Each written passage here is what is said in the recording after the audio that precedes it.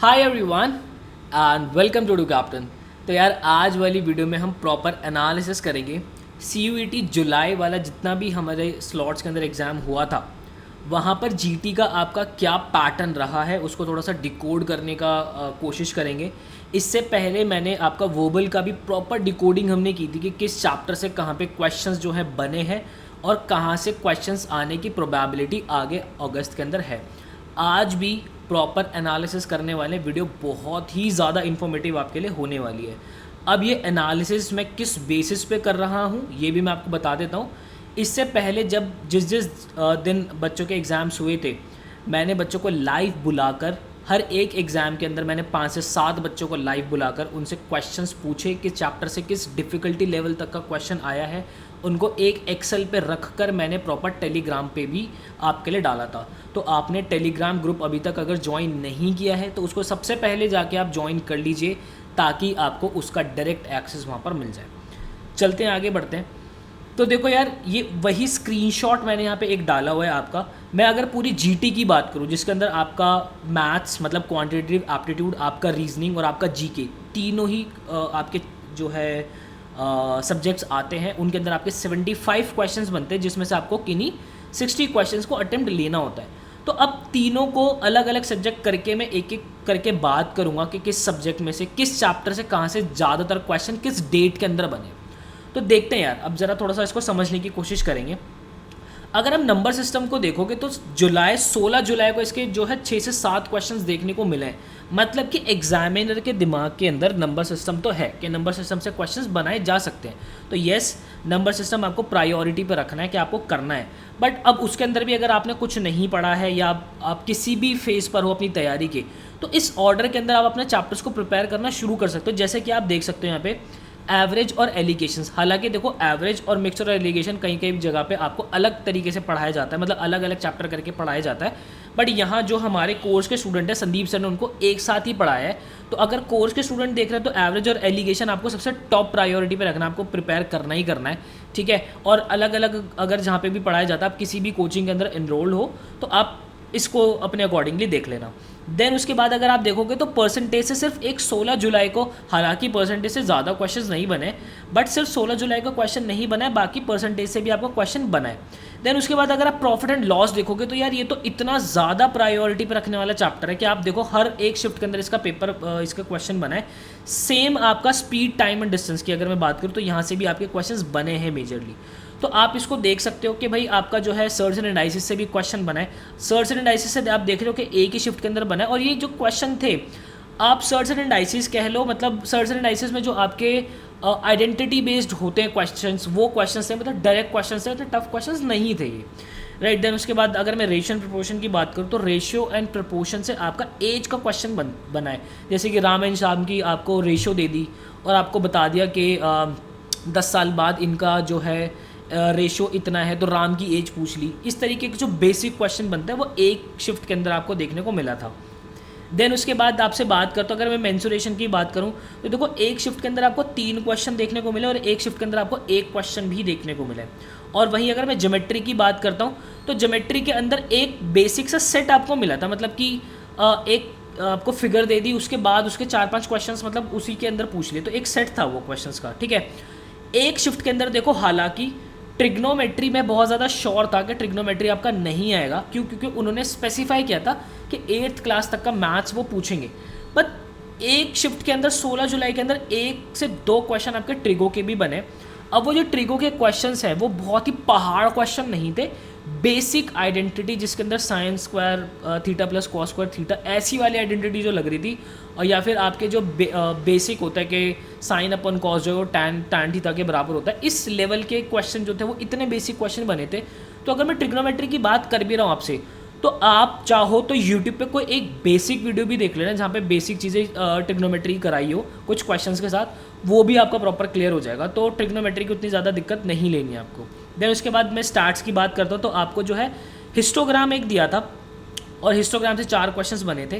तो इसका आपको खास ख्याल रखना है कि आपको स्टैटिस्टिक्स आपकी प्रिपेयर करने हैं। सिंप्लीफिकेशन के जो बेसिक आपके क्वेश्चंस होते हैं जिसके अंदर आप बोर्ड मार्क्स लगाते हो, वो क्वेश्चंस आपको देखने ही देखने हैं। तो आप इसको जो है आप स्क्रीनशॉट ले सकते हो अभी, नहीं तो आपको इसका डिस्क्रिप्शन के अंदर लिंक भी मिल जाएगा टेलीग्राम का, आप वहाँ पे जा सकते हैं और आपको वहाँ पे इसका पूरी एक्सेल शीट का आपको मिल जाएगा जिसके अंदर वर्बल और आपका जीटी प्रॉपर एक जगह मैंने अरेंज कर रखा है ढंग से। देन उसके बाद आगे बढ़ते हैं। तो मैं अगर लॉजिकल रीजनिंग की बात करूं तो आप देख सकते हो कि एनालॉजी से एक क्वेश्चन बना है। यार देखो, अगर मैं एनालॉजी की बात करूं ना तो मेरे को ये बड़ा ही यूनिवर्सल सा टॉपिक लगता है। मतलब एनालॉजी एक ऐसा टॉपिक है कि इसका क्वेश्चन आपका वर्बल में भी बनता है, इसका क्वेश्चन आपका क्वांट में भी बनता है, इसका क्वेश्चन आपका एलआर में भी बनता है और इसका क्वेश्चन आपका जीके के अंदर भी बनता है। फॉर एग्जाम्पल एनालॉजी के अंदर हमें करना क्या होता है, रिलेशन देखनी होती है कि कौन से सिमिलर रिलेशन है। अब मान लो आपसे एनालॉजी का कॉन्सेप्ट रख के जीके के अंदर क्वेश्चन बन गया कि भाई ये एक आपको कंट्री दे दी और उसकी कैपिटल दे दी और सेम रिलेशन आपको जो है नीचे ढूंढना है, तो ये एनालॉजी आपसे जीके में पूछ ली। सेम आपसे एनालॉजी जो है आपकी वर्बल के अंदर भी बन जाती है कि भाई आपको एक वर्ड दे दिया, उसका सिनोनिम दे दिया, देन उसका आपको सेम पेयर वैसा ही सिनोनिम वाला सेम पेयर आपको जो ऑप्शन में से ढूंढना है। तो ये एनालॉजी आप जो है एनालॉजी की ये देखा करो कि आपको कॉन्सेप्ट क्लियर है। तो कॉन्सेप्ट्स आपके क्लियर होने चाहिए कि किस टाइप की रिलेशंस बनती है। अब वो रिलेशन आपकी क्वांटिटेटिव भी बन सकती है, आपकी वर्बल की भी बन सकती है, जीके की भी बन सकती है, ठीक है। देन उसके बाद सीरीज अपने आप में बहुत इंपॉर्टेंट टॉपिक हो जाता है। सीरीज एक शिफ्ट के अंदर तो धुआंधाड़ क्वेश्चन, मतलब 5 से 6 क्वेश्चन सीरीज के देखने को मिले। देन उसके बाद 20 जुलाई को भी इसके क्वेश्चन देखने को मिले, राइट। और मतलब मैं सीरीज़ का मतलब मेरा लेटर सीरीज नंबर सीरीज दोनों की ही मैं बात कर रहा हूँ। अब आप देख सकते हो classification, logical order of words, insert the missing character, यहाँ से कोई क्वेश्चन आपका नहीं बना है। डायरेक्शन सेंस से आपका क्वेश्चन बना है 15 जुलाई को और 20 जुलाई को, तो ये आपको प्रिपेयर करना है। वहीं अगर कोडिंग और डिकोडिंग आप देखोगे तो मतलब कि हर शिफ्ट में जो है लगभग सेम क्वेश्चंस बने हैं। और यहाँ पर ये लगा लो कि 20 जुलाई में बस एक क्वेश्चन बना, वरना तो हर शिफ्ट के अंदर 2 से 3 क्वेश्चन देखने को मिला है। तो प्रायोरिटी पे रख लेना। आगे मैं क्लॉक्स एंड कैलेंडर्स की अगर मैं बात करूँ तो आप इसको थोड़ा सा लीस्ट प्रायोरिटी पर रख सकते हो, क्योंकि ये एक शिफ्ट के अंदर जो है पूछा था और वो भी बस एक बच्चे ने कहा था कि हाँ सर मुझे क्वेश्चन देखने को मिला है। तो मैं इस पर श्योर नहीं हूँ कि ये क्वेश्चन आपका आएगा भी या नहीं आएगा, बट इसको लीस्ट प्रायोरिटी पर डाल लेना। टाइम बचता है तो इस पर नज़र मार लेना, ठीक है। देन ब्लड रिलेशन तो अपने आप में बहुत इंपॉर्टेंट टॉपिक है, इसको आपको देखना ही देखना है, कोई ऑप्शन नहीं है, ठीक है। देन उसके बाद आप पजल, मैट्रिक्स कोडिंग ये सब स्किप कर सकते हो। अच्छा, मैट्रिक्स कोडिंग से यहाँ पे ना एक क्वेश्चन जो है 30 जुलाई को बना था, तो मैट्रिक्स कोडिंग देख लेना है, इसको स्किप मत करना, अच्छा टॉपिक है, लॉजिकली थोड़ा सा आपको स्ट्रॉन्ग करता है, तो इस टॉपिक को देख जरूर लेना। देन सिलॉग बहुत इंपॉर्टेंट है, अगर आपको नहीं समझ में आ रहा सिलॉग कहाँ से करना है तो वर्बल एबिलिटी की प्रॉपर प्लेलिस्ट बनी हुई है, उसके अंदर मैंने सिलॉग कराया हुआ है। एक ही लेक्चर देख लेना स्टार्टिंग का, अपने आप में सफिशिएंट है, कहीं भागने की ज़रूरत नहीं है, ठीक है। उसके बाद अरिथमेटिकल ऑपरेशंस। अब यहाँ पे देखो कैसे क्वेश्चंस बनते हैं। यहाँ पे ना आपको केमिस्ट्री में आपने कभी इक्वेशंस बैलेंस की है, बैलेंस इक्वेशन करनी होती है आपको यहाँ पे, मतलब कि आपको लेफ्ट हैंड साइड के अंदर और कुछ राइट हैंड साइड के अंदर सिंबल्स दिए होते हैं, डिवाइड मल्टीप्लाई ये करके, और आपको ऑप्शंस में से ढूंढना होता है कि कौन सा करेक्ट वहाँ पे सिंबल होगा, ताकि दोनों जो आपकी इक्वेशन है मतलब LHS इक्वल्स टू RHS आपका हो जाए। इस तरीके के अरिथमेटिकल ऑपरेशंस के क्वेश्चंस बनते हैं, ये देख लेना। एम्बेडेड फिगर्स के एक शिफ्ट के अंदर क्वेश्चन बना है, अच्छा 2 शिफ्ट के अंदर बने एम्बेडेड फिगर, ये ध्यान रखना। देन वेन डायग्राम अपने में बहुत इंपॉर्टेंट टॉपिक है, वेन डायग्राम जरूर करके जाना। क्यूब्स एंड डाइसेस जो है एक शिफ्ट के अंदर 1 से 2 क्वेश्चन बना है, तो अगर आप स्किप भी करना चाहो कर सकते हो अगर आपको लग रहा है कि आपके पास टाइम कम है। देन उसके बाद DI का एक बेसिक सेट, मतलब DI के अंदर आप ये देख लो कि अगर आपकी अरिथमेटिक अगर थोड़ी सी स्ट्रॉन्ग है तो DI वैसे ही उड़ा दोगे। बस ये देख लेना कि आपको ग्राफ्स पढ़ने आते हैं नहीं आते, कहीं आपको पता चल रहा है लाइन ग्राफ पढ़ना ही नहीं आता, तो ये गलतियाँ मत करना, ठीक है। क्योंकि हुआ है अभी शिफ्ट के अंदर हुआ है, बच्चा कहता कि सर सब कुछ ठीक था, बस ना DI का ग्राफ नहीं पढ़ना आता था। मैंने कहा भाई ग्राफ कौन सा था, कहता सर बार ग्राफ था। मैंने कहा भाई फिर तो मैं बाल्टी ले देता हूँ और ला के दे देता हूँ, इसमें इस बाल्टी में डूब के मर जाओ, और क्या ही बोलूँ। मतलब ये गलतियाँ मत करना, देख लेना कि हर ग्राफ को पढ़ते कैसे पढ़ना होता है ग्राफ को, ये देख लेना।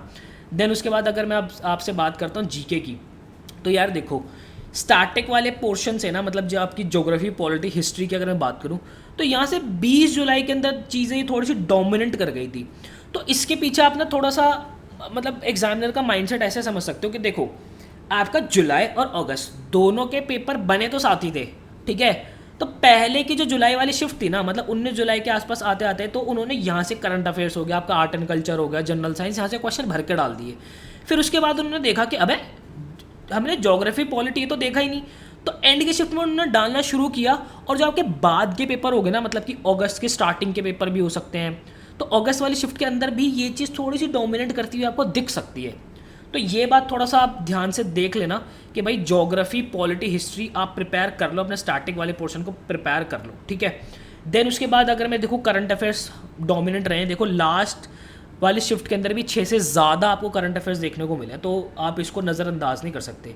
आर्ट एंड कल्चर कर लेना। जनरल साइंस अगर आप देख रहे हो तो एक शिफ्ट के अंदर डोमिनेंट हुआ है, बाकी में बैलेंस रहा है जनरल साइंस। तो जनरल साइंस के ना आपको टॉप 300, टॉप 500 MCQs की ना प्रॉपर शीट मिल जाती है इंटरनेट पे, वो पढ़ लेना। चाहो तो रट्टा मार लेना, जो साइंस स्ट्रीम के स्टूडेंट नहीं है चाहो तो रट्टा मार लेना, कोई ज़्यादा पहाड़ क्वेश्चंस नहीं बनेंगे इसके अंदर से। मेजर स्कीम्स देख लेना, रीसेंट मेजर स्कीम्स कौन सी रही है। और मैं मेजर स्कीम्स की भी कहूँ तो क्योंकि आपका पेपर जो है जुलाई में था, तो मतलब कि जून एंड आते आते आपका जो है पेपर बन गया होगा, तो आप ये अज्यूम कर सकते हो कि भैया 15 जून से पहले पहले की जितनी भी, जनवरी के बाद और 15 जून से पहले पहले जितनी भी मेजर स्कीम्स थी, इसको ज़रूर देख लेना, और उतने के करंट अफेयर्स बहुत अच्छे से प्रिपेयर कर लेना। तो यार प्रॉपर एनालिसिस, प्रॉपर निचोड़ ले लिया हमने चीज़ों का कि कहाँ से ज़्यादा क्वेश्चन बने और कहाँ से प्रोबेबिलिटी है आगे आने की। तो अब देखो, सबसे बेस्ट तरीका मैं बताता हूँ कि इनको प्रिपेयर करने का है क्या। अभी आपकी तैयारी किसी भी लेवल पर है, मॉक टेस्ट उठाओ। आप चाहे किसी भी कंपनी का मॉक टेस्ट दे रहे हो, बहुत अच्छी बात है। आप अगर आपने मॉक टेस्ट परचेज नहीं किया और आप करना चाहते हैं तो आप एडू कैप्टन का भी परचेज कर सकते हैं। आपको वर्बल के मॉक टेस्ट यहाँ पे 18 मिल जाते हैं फुल लेंथ। देन आपको, अगर मैं डोमेन स्पेसिफिक की भी बात करूँ तो मैं भी बता दूंगा कि डोमेन स्पेसिफिक में कौन कौन से एग्जैक्ट सब्जेक्ट्स का आपको मिलेंगे। और अगर मैं GT जनरल टेस्ट की बात करता हूँ तो आपको 15 टेस्ट मिलते हैं। तो मैं डोमेन की बात करता हूँ तो देख सकते हैं आप, ज्योग्राफी के 10, हिस्ट्री, पॉलिटी, एंटरप्रेन्योर, ये हिस्ट्री के भी टोटल आपके 10 होने। टिल नाउ अभी तक हमारे पास 9 है। हमने इसको कम इसलिए रखे थे क्योंकि हम थोड़ा सा अपने पैटर्न को भी जो है समझना चाह रहे थे कि CUT क्या पूछ रहा है, तो हमने उस हिसाब से हमने अपडेट भी किया अपने मॉक टेस्ट काफ़ी रीसेंट पैटर्न के ऊपर। तो geography, history, polity, entrepreneurship, physics, then chemistry, biology, higher maths से मेरा मतलब है आपका अप्लाइड और कोर दोनों की मैं बात करूँ, अकाउंटेंसी, देन उसके बाद आपका बिजनेस स्टडीज़। अच्छा, मैं हायर मैथ्स की बात करूँ तो इसके अंदर 10 कोर वाले बच्चों के अलग हैं और 10 अप्लाइड वालों के अलग हैं। Then business studies, economics, physical education. तो आपको इन सभी के मॉक टेस्ट भी हमारे मिल जाते हैं। और ये मॉक टेस्ट आप कैसे परचेज़ कर सकते हैं, आपको डिस्क्रिप्शन के अंदर एक नंबर मिल जाएगा, वहाँ पर आप व्हाट्सएप ड्रॉप कर सकते हैं और मॉक टेस्ट की डिटेल्स ले सकते हैं। तो आई होप यार आपको क्लैरिटी मिली होगी। मैं अगैन कहूँगा कि आप टेलीग्राम ग्रुप ज्वाइन करो, वहाँ पर आपको इस एक्सेल शीट का लिंक मिल जाएगा, उसको देखो, अपना थोड़ा सा दिमाग लगाओ, अपनी तैयारी का लेवल देखो कहाँ पर हो, क्या प्रायोरिटी में आपको रखना है। बहुत चीज़ें आपको निचोड़ मिलेगी। देखो, हम एनालिसिस थोड़ा सा, मतलब बाकी लोग जो हैं, पेपर बच्चे बाहर निकले नहीं, उन्होंने सांस लिया नहीं है, बिल्कुल एनालिसिस करने में दनादन लगे हुए हैं, हम वो नहीं करते। मेरा तो ईमान ही वो करने को गुजारा नहीं करता, क्योंकि मैं चाहता हूँ कि बच्चे बैठे शाम को घर पे आए, और मैं सिर्फ एक ही बच्चे से पूछ के आपको ये चीज़ें नहीं बता रहा हूँ। मैंने 7 से 8 बच्चों को एक जगह बिठाया है, उनके साथ घंटे भर बात की है। आपको चैनल के ऊपर सारी वीडियोज़ मिल जाएंगी, आप चाहो तो वो सारी वीडियोस देख सकते हो। घंटे भर बच्चों से बिठा के बात किए, एक एक चीज़ के ऊपर जड़ निकाल के आपको एक्सेल शीट जो है सजा के दिए। तो इसका भरपूर फ़ायदा उठाओ यार। आई होप आपको क्लैरिटी मिली होगी। मिलता है ऐसी किसी नेक्स्ट वीडियो के अंदर। मुझे दीजिएगा इजाज़त। Till then, bye bye and take care.